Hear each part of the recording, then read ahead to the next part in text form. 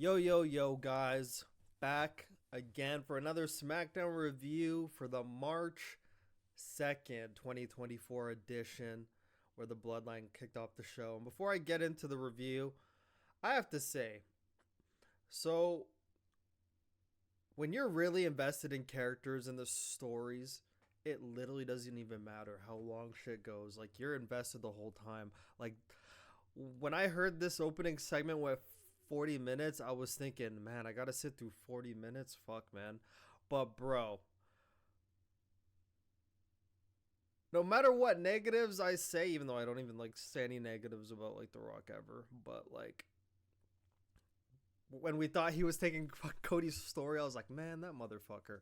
But, bro, as just an entertainer, hearing him talk, bro, this segment went 40 minutes. Granted, he was only out there for like 25, but bro, that 25 minutes felt like 3 minutes. Like, I was so entertained and just casually watching the whole time. There's not one time I like, not one time was like, fuck, is this shit over yet? Like, it was just going and I was just watching it. And then before I know, like, it already hit like fucking 40 minutes on the show.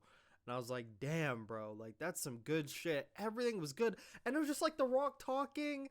And then they would like throw cameras at like the Bloodline and at Roman. Roman's making a lot of fucking facial expressions. He's like the fucking king of that now. And like, I must say, like, he is probably like the king of being able to tell a story with his face. Like, he tells you everything he's feeling with his face. Like, you as an audience member, even if you're watching for the first time or you're watching all the time, like, you know what Roman is feeling at that point in time when he makes that, when he makes faces. But man, that opening segment overall, I thought it was awesome. Like, awesome. Like, the last one, the very first one he did, I believe I said I didn't like it, and I actually didn't like it. I literally thought it was absolutely just fucking useless. But this one had like a lot more to it, entertained the whole time. We're gonna get into some confusing things about it where I was like, why is he like saying that? Why is he not? Whatever. We'll get into it as we go. So the SmackDown show opens up with the Elimination Chamber package. You know, whenever they have pay-per-views, uh they just show a recap for those of you who didn't watch it. This video package is almost like to make you want to watch it. You know how they used to do it back in the day. They used to do that back in like the Attitude Era, where it's like they would like show like movement from like the pay-per-views, but then it'd be like a still screen, but you still hear like the commentators going like, oh my god, because they want you to buy like the pay-per-view replay. Like, those things worked on me back in the day, because it's like, oh fuck, I missed like a banger pay-per-view, you know. Like, yeah. So yeah, but now they just fucking show you like a lot more because it's on fucking Peacock, and like everyone has Peacock, whatever. So the show kicked off with Roman Reigns and the Bloodline coming out. And I must say, I used to like complain about Roman, like, fuck, like, he's usually never there. But like, seeing him make this same entrance back to back weeks, I'm like, bro, this just takes, like, saying this entrance for like a matches, bro. When you're doing an actual match, when you're just coming out to talk, bro, you should just walk out. He's making this entrance like he's actually about to have like a main event Mania match. Like, he's going up to the stairs right when he's about to enter the ring, like staring down like he's preparing for war. I'm like, bro, just fucking get in the ring, bro. Like, this probably could have shaved 5 minutes and added it to the other people on the show, because we'll get, actually, I could even talk about that right now. This segment was supposed to go half an hour, and I'm going 40 minutes and complaining at all. I'm not complaining. I know probably other people complaining. But hey, like, it never felt at one time like it overstayed its welcome. It honestly, this segment literally felt like it was just awesome. I was into it the whole time. I can honestly probably watch it again and not be like, the only part where I thought it took too long is like all like the Roman stuff. If Roman cuts out all of his Scottsdale, Arizona, acknowledge me, like, I'm over that stuff. Like, if you cut down that and his entrance, you know, this is like a 35-minute segment, not bad at all. But Roman kicks off the show with the Bloodline, like, they come out. Between his entrance and the Elimination Chamber video package, we're already 11 minutes into the show, which I kind of think is like not really that good of not really good. But anyways, so Roman's in the ring. He gets the mic. He's like just standing there for a while, just letting the crowd make noise. And then I think he said this city's name wrong twice, and I think he got it right like the third time. I forgot where they were. They're Scottsdale. I don't think they're in Phoenix. Yeah, they're not in Phoenix. I think they're in Scottsdale. Yeah, they're in Scottsdale. I believe like the first time he was like, no, actually, did he say Scottsdale the first time? I think he said Scottsdale. Anyways, he said Scottsdale, Arizona. Acknowledge me. And like they're kind of like half and half, and then they start chanting Rocky. He gets mad. So then I think he says Phoenix, Arizona. Acknowledge me. They boo. It's like in the middle. And they start chanting Rocky. And then he says, I'm gonna try this one more time. I've already fulfilled my obligation to be here. I can just leave right now. So we're gonna try this one more time. You guys have one more chance.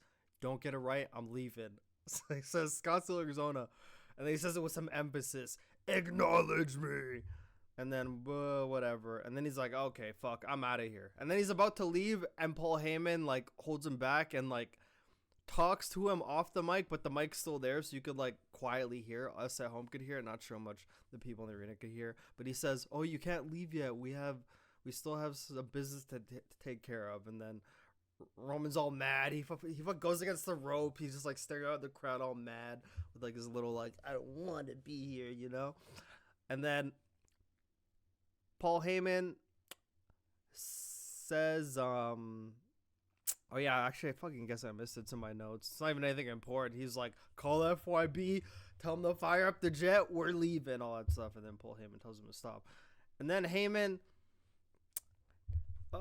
takes the microphone and says to the crowd, in a moment, the biggest movie star on the planet is going to come out, The Rock, but after this commercial break. And they went to a fucking commercial break. Probably because they knew The Rock was going to talk for like half an hour straight. And like they, obviously if he's fucking talking, you're not going to want to go to commercial break. So they said, let's just take one in here.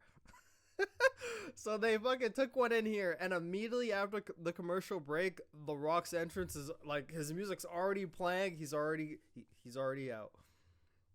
So The Rock makes his entrance right away. Has like a babyface entrance. Like, I kind of feel if you're trying to be a heel, you shouldn't be going up on all the ropes, doing that, whatever. I mean, you could just say he's a heel, he's fucking posing, but whatever. But he was trying so hard to beat Roman Reigns, just taking forever, bro. Just taking forever. Pointing, you got goosebumps. That's a babyface thing, bro. Stop doing that. Like, fucking don't care if you got goosebumps, bro. Just walk down to the ring. And then he grabs the mic. Like, the fans make like some noise. They're like half booing, half cheering. And then The Rock says, do you really want to boo The Rock? He looks over at them. They're like half booing, half cheering. And then he says, before we get down to business, The Rock has some great news. Some of you may like this news, but The Rock did a little research. He said Phoenix is about 10 miles away.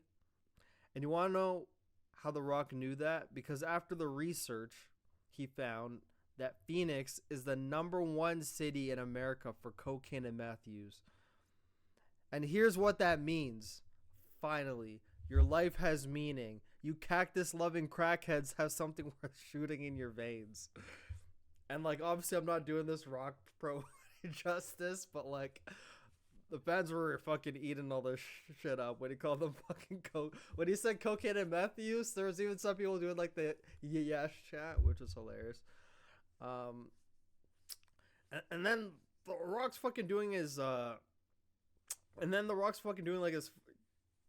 he's doing like all his fucking catchphrases, and the camera pans to Roman, and Roman is visibly annoyed. Like, man, why is everyone? It's almost like he's mad that like Rock has a spotlight. Everyone's like acknowledging him. He wants like the spotlight on him. You know, he's the tribal chief. He's the main character. So like Rock's doing all his catchphrases in the beginning, and like the camera pan over and over to Roman, and like the WWE cameras, the way they like shoot people at times, it's literally like they're like shaking your TV screen like, hey, look, we want you, like, we're trying to get this point across to you. And that's literally what it felt like. They're trying to show you Roman's annoyed by The Rock whenever he like tries to do all of his fucking catchphrases and everything, and like the fans are cheering him. Roman fucking hates it.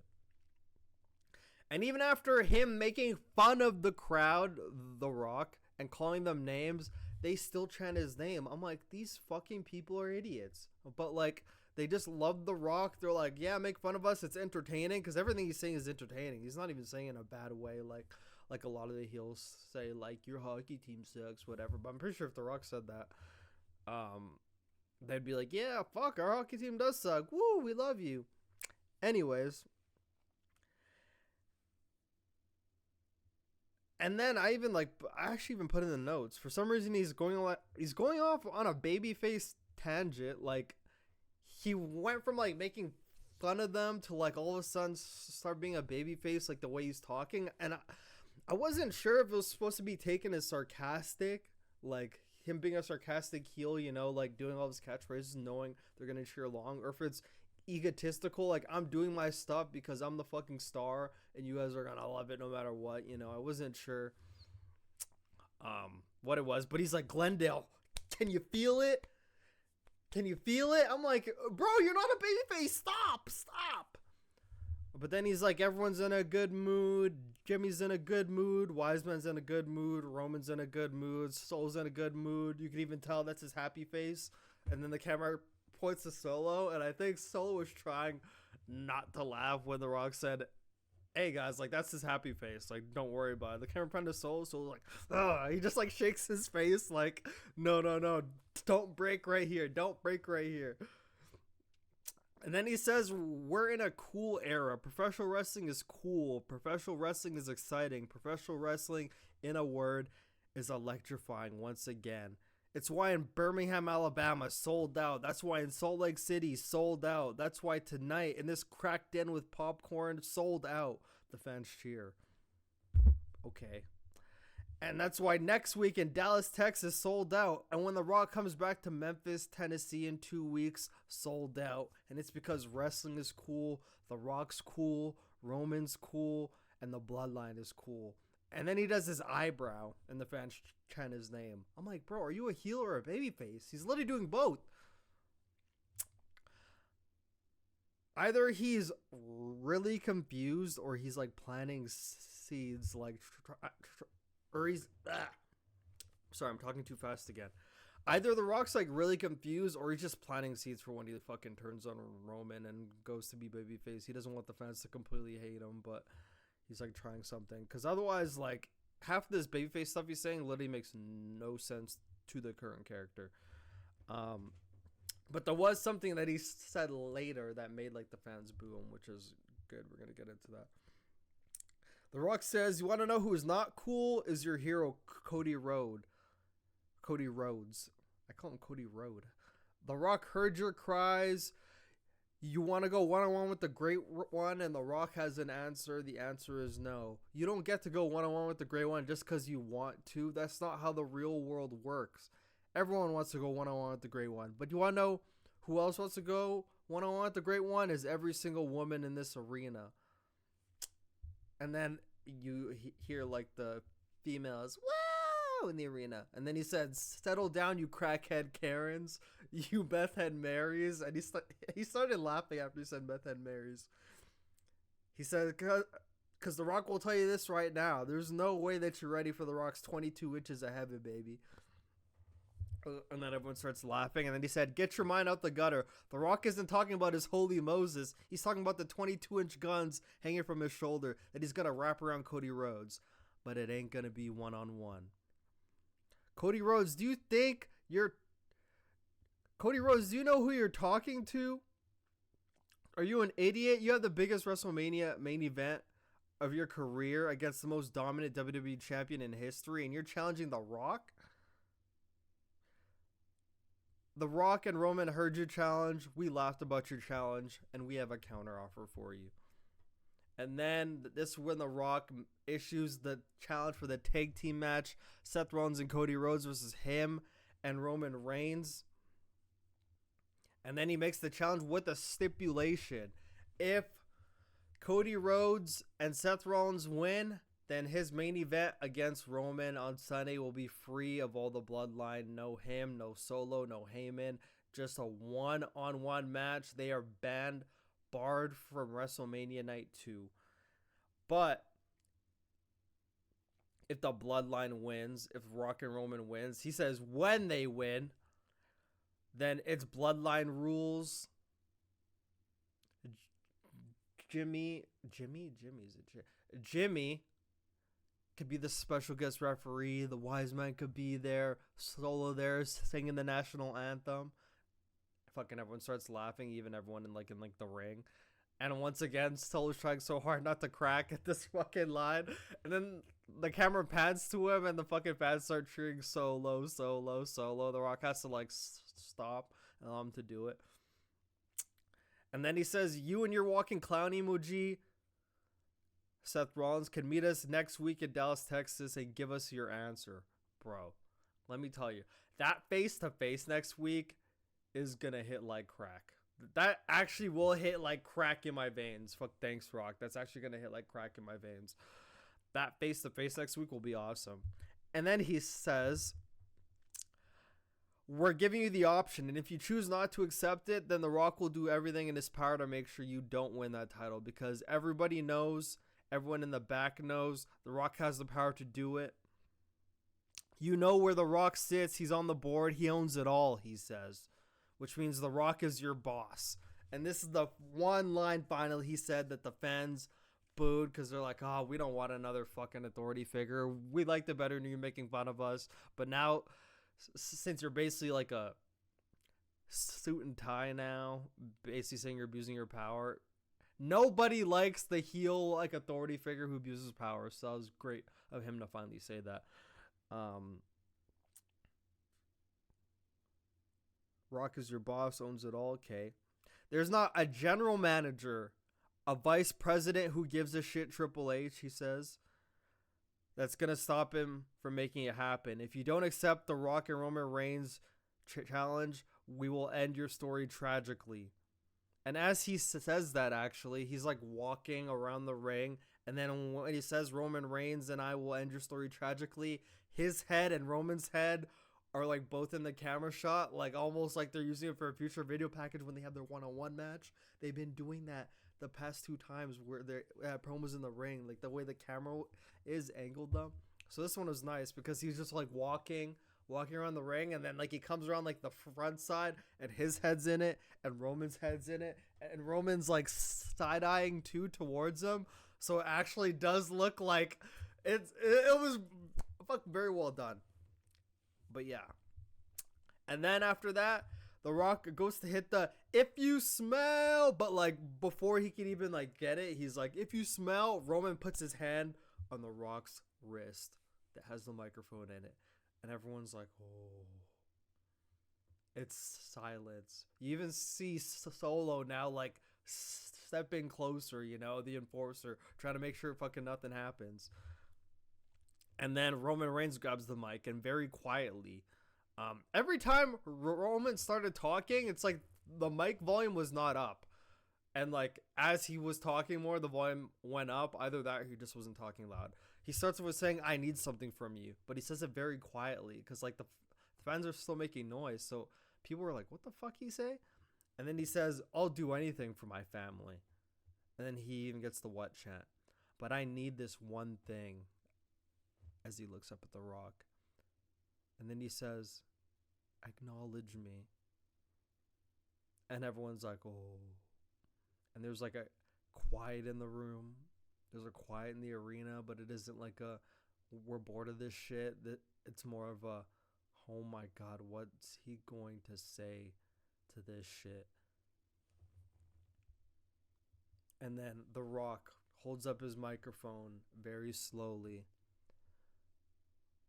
allows the room to breathe a bit and react.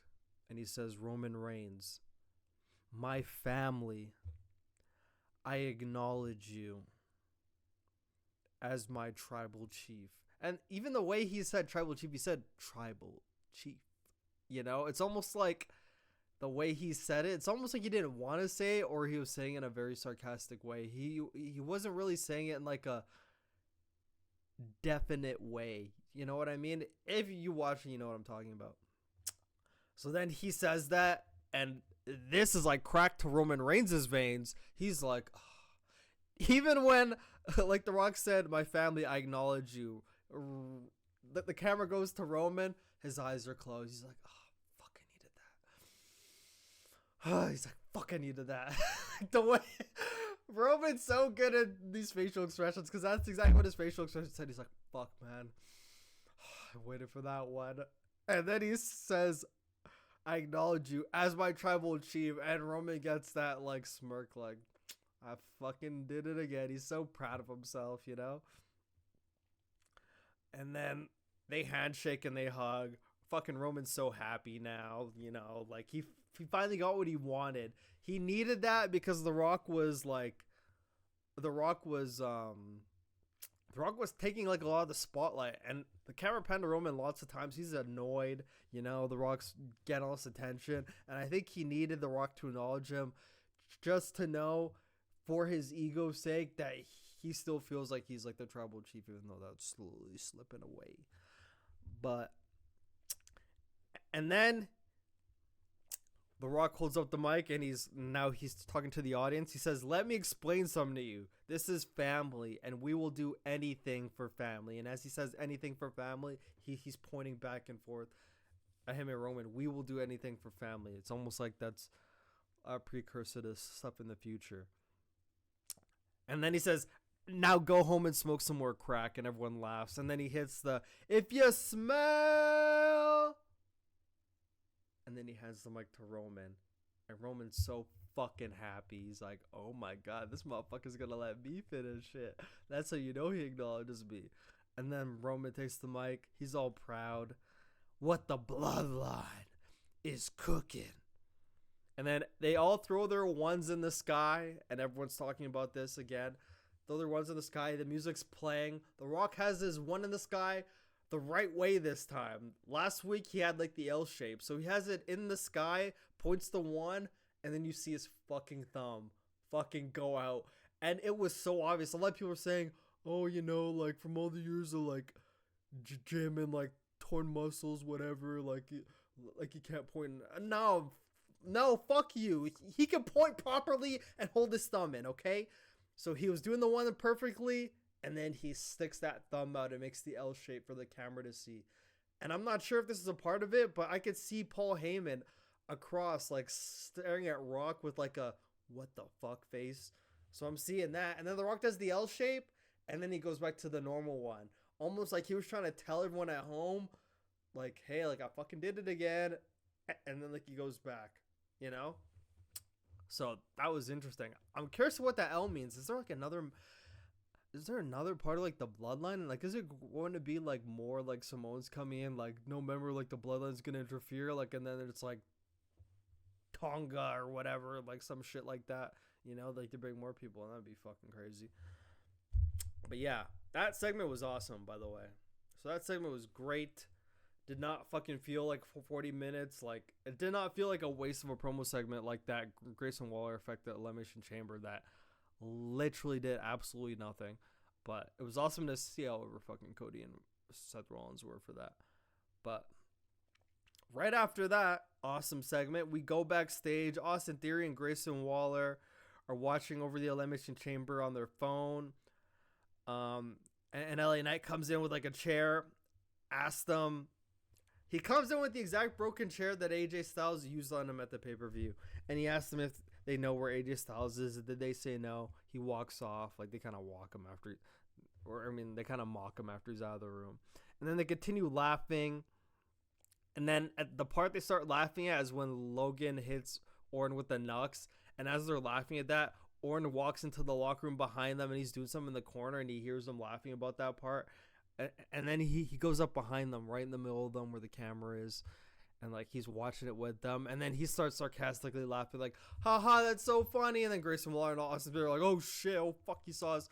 And then he starts laughing, oh my god, that's so funny. You wanna know what's even more funny is if I take on one of you one-on-one.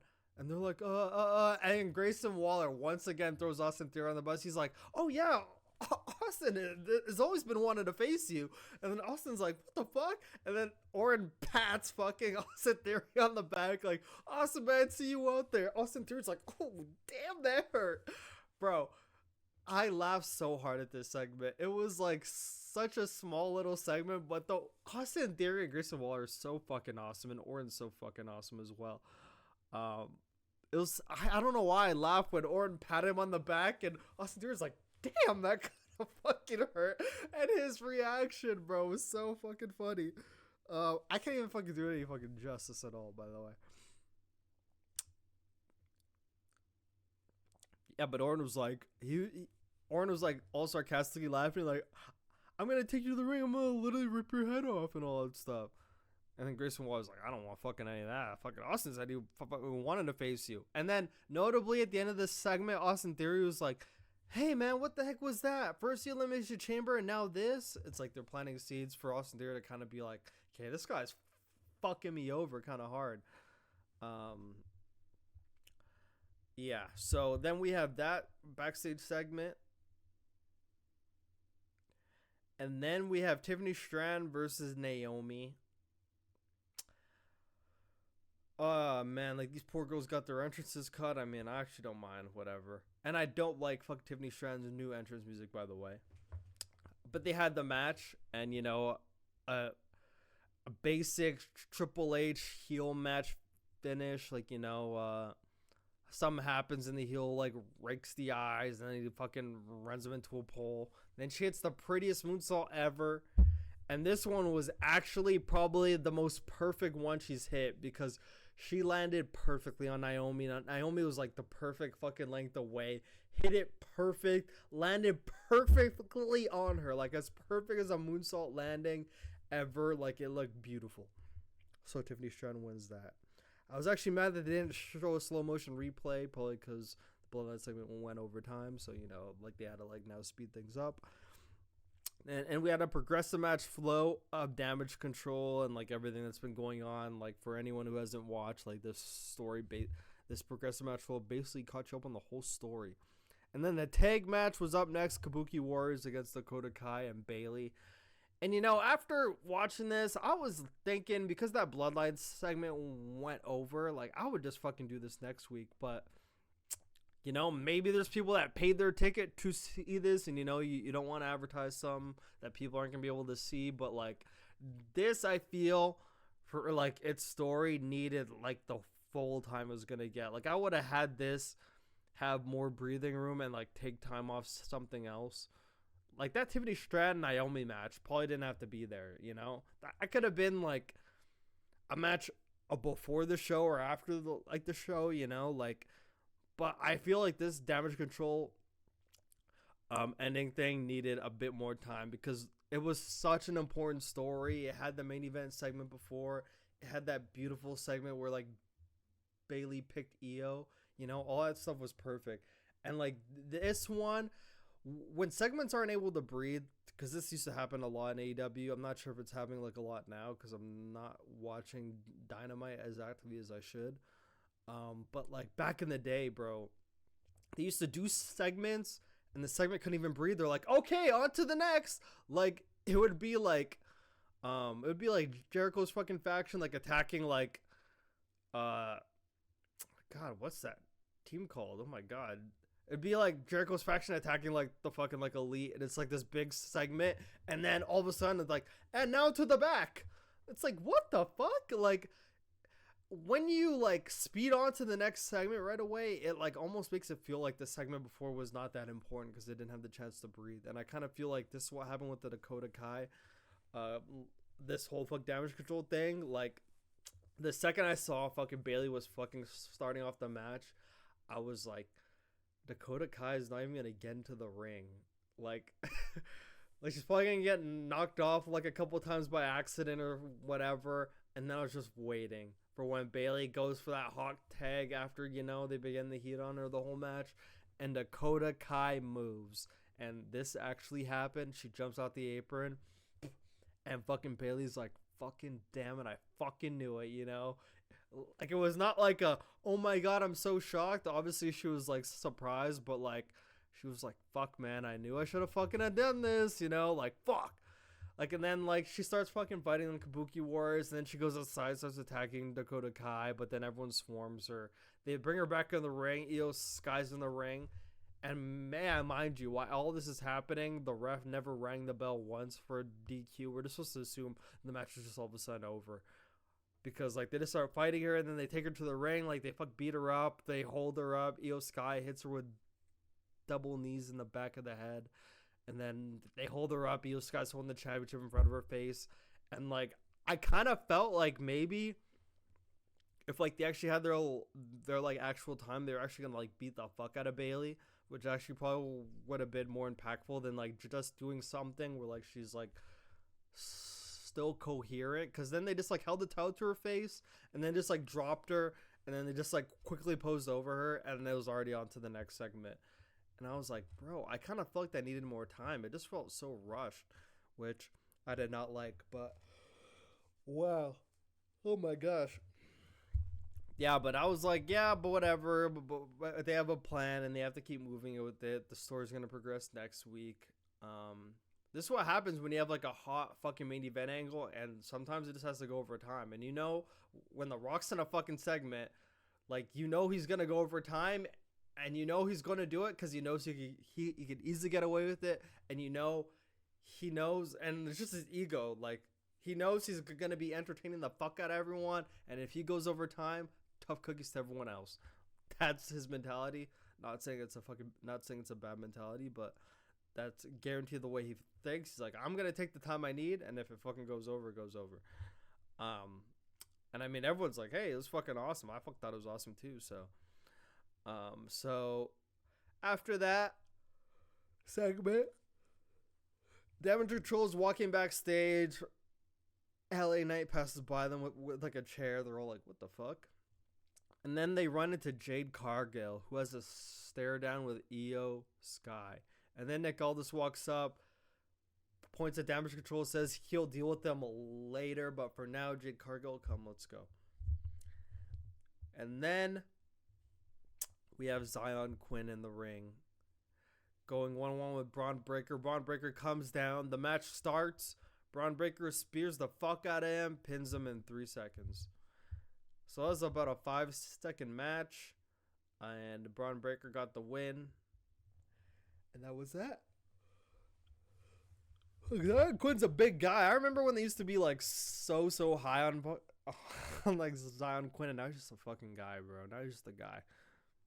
Now we have a Legado del Fantasma package, you know, like it's them talking about stuff that they talked about before. It's literally taking stuff they've already said before and literally putting in a package. You know, it's like packages we already fucking seen before. And then it's the street fight between Carlito and Santos Escobar. Carlito comes out. I'm sorry, I need some water, but it's like all the way over there. I was trying to do this whole thing without needing water, you know, if we're trying to get the practice. Carlito comes out, commercial. Come back for commercial. Santos comes out. And they have a street fight. It's a good, entertaining street fight. You know, like the fucking fans are into it. And in classic Triple H booking form, Humberto and Angel come out. And they start fucking beating on Carlito. It isn't a disqualification because it's a street fight. And then they go to pin Carlito. Carlito kicks out.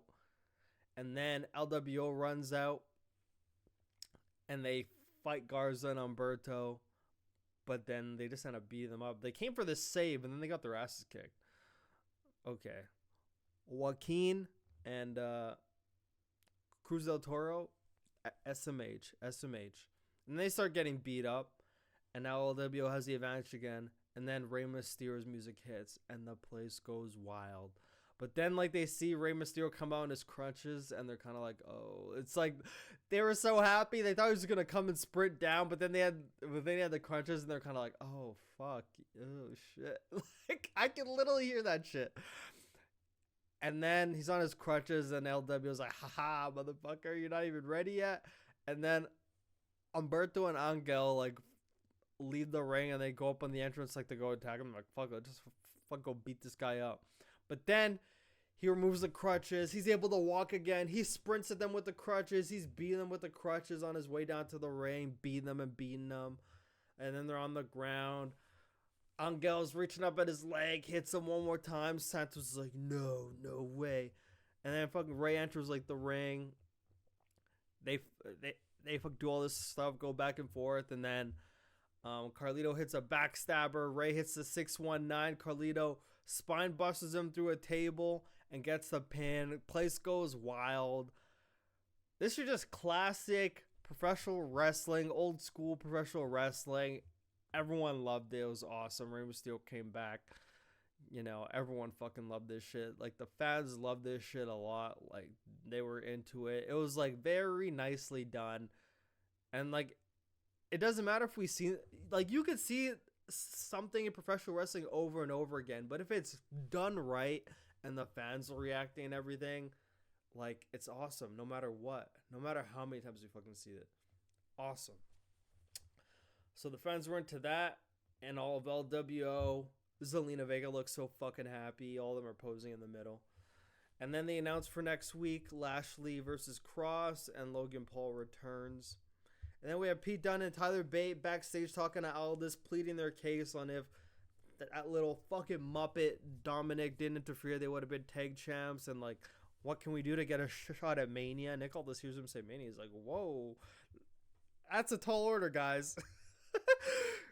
But then he said he's been talking to Adam Pearce, and they actually have an announcement shortly regarding the tag title match at Mania. I hope they don't split the titles. I'm actually fine with like the tag titles being unified, but there actually is a lot of fucking tag teams now. But the titles being unified like keeps like the stories being able to go for like a long time. But like as before, like we saw, but this is in like the Vince McMahon era. Like there was like 4 tag teams, you know. So, like, if you beat 2 tag teams in 2 months, or, I mean, that'd be even 3 tag teams. You beat 2 tag teams in, like, fucking 2 months, and you're already, like, on the last tag team. It's like, what the fuck are you going to do after that, you know? But now there's, like, a lot of tag teams on each brand, you know? Like, a lot of people. Like, Triple H is big on tag team wrestling, and now there's a lot of tag teams, so there's a lot of options. So if they split the titles, it would not be, like, crazy, but I'm still fine with them being unified. And, dude, they need new fucking titles, bro, at Mania. Like, they need a new design, bro. Why are Damian Priest and Finn Balor carrying those ugly fucking silver fucking child crayon fucking colored titles, bro? Those titles have been around for too long. I can't believe no one's been like, why are these still titles? Like, they're not even gold. They're literally silver. They look ugly as fuck. Get rid of them. I've hated those titles ever since their inception. I'm literally tired of them. Like, get some fucking unified titles. But anyways, so Nick Aldis tells them he'll have announced it shortly, but then he's hearing like screaming and banging, and then he's like, Pete Dunne, whatever, guys, I'll talk to you later. So then he keeps walking. He walks up to LA Knight. Here comes LA Knight screaming and banging. And then, wait, what did I write here?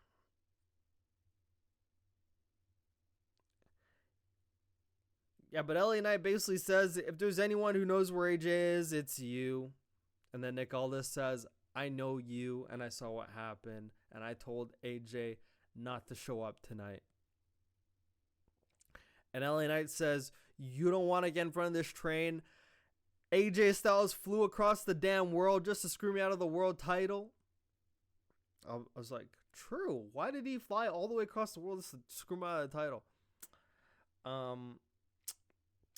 And then he says AJ Styles must be feeling a little drunk with power, off of power, but the hangover is coming, he says. A custom fitted chair for a hack. This has AJ Styles' name all over it. And then he says there's not a damn thing you could do about it. There's not a damn thing you could do about it anyway. As he's staring at Nick Aldis, and Nick Aldis is like, oh yeah? And then LA Knight's like, yeah.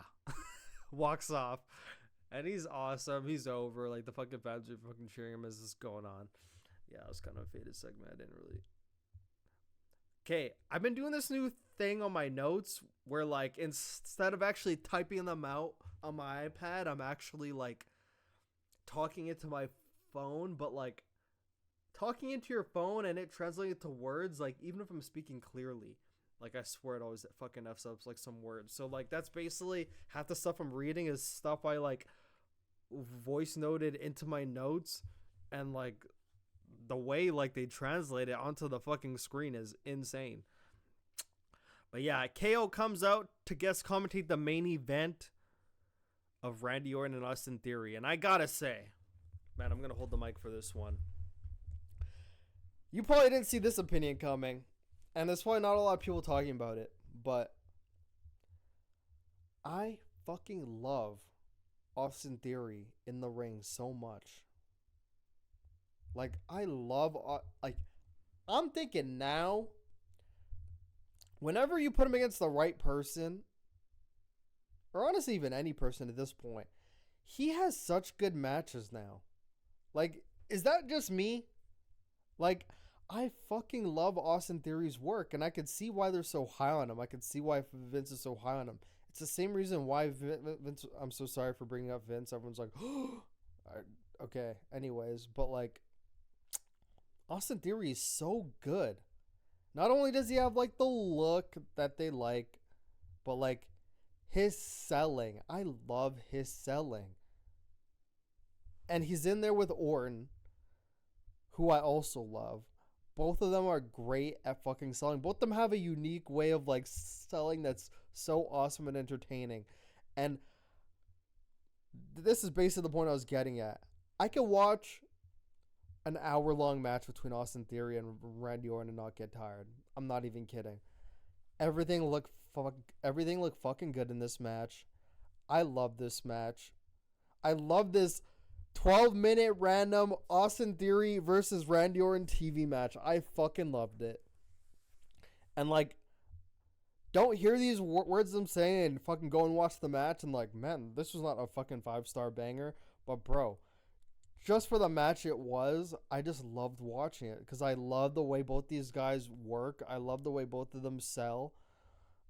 They both fucking like each other. There's even like a story thing of like Orton like talking on Corey Gear's podcast like a long time ago about how he met Austin Theory, and Austin Theory asked him for permission on if he could use this like cutter where he has them on his shoulders, like the attitude adjustment, but then like throws them off into like an RKO's move, and like Orton was like taken aback that like Theory had like the wherewithal and like the respect to even like ask him for permission, and he was just like, awesome fucking kid and all that shit.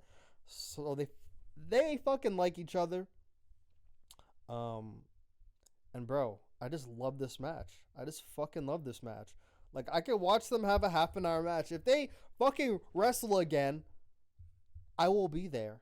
Like, it's actually an awesome match. I love just watching like how good it looked and how they both sold.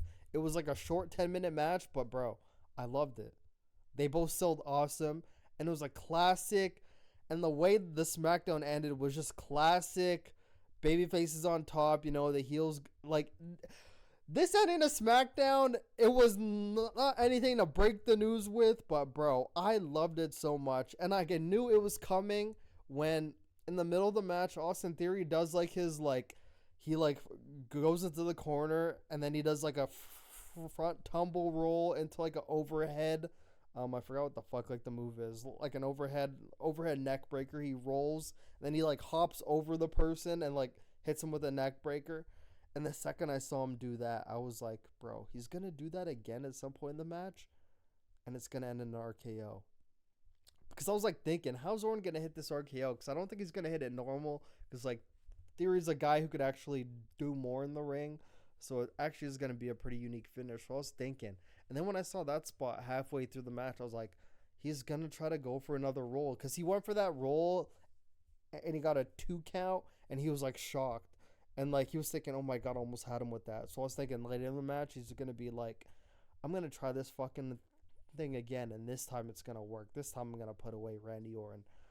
So sure enough, oh, yeah, and also, like, the spot that's on social media everyone's fucking talking about where, like, they botched the suplex off like the top rope and saved it. I don't know why people are saying it was Randy Orton that saved that. That was all Austin Theory. Like, Orton slipped off the rope And if Austin Theory just stayed there, sitting on the top rope, that spot would have looked a lot more fucked up, because then like they would have just like fell. But like him having like the instinct to just go like, okay, I'm just gonna like, even though he dropped, I'm going to hold on to him still, and I'm still gonna go over for the suplex, and he'll catch on instantly. And that's what happened. I thought that was all fucking Theory. Anyone is saying it's all Orin. I mean, obviously Orin's holding him, some effect, but that was all Austin Theory. And that's all I'll say about that. I don't like talking about like botch spots that much. But so the match ends when Austin Theory's on the apron, Orin's in the ring. He rolls in. He does his front roll in, and then he jumps high in the sky, almost like a frog splash. He like jumps in the air, like squeezes his fucking body in, and then as he like squeezes it out, gets caught in the RKO. Perfect. Sold it. Fans popped. They loved it. Gets the pin. And even like the way Austin Theory sells his pinfalls is literally like fucking Seth Rollins, like this. Like just like the legs just like sloppy in the air, like like a cartoon character that gets like hit with like a hammer, and then they just like have like their fucking feet up in the sky. That's honestly how Austin Theory fucking sold this. Awesome.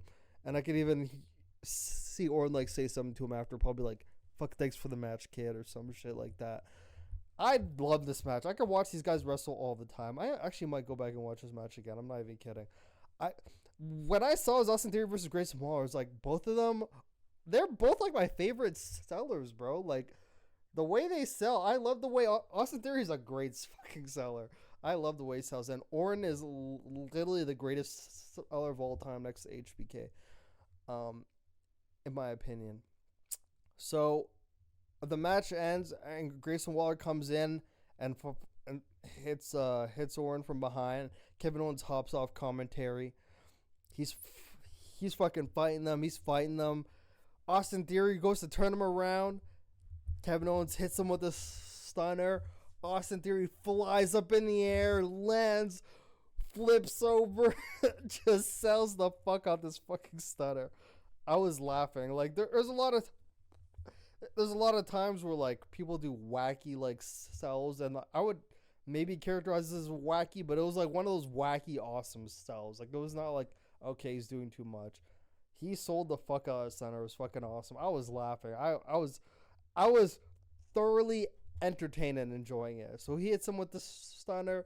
He goes flying, turns around. Grayson Waller's about to hit him with something.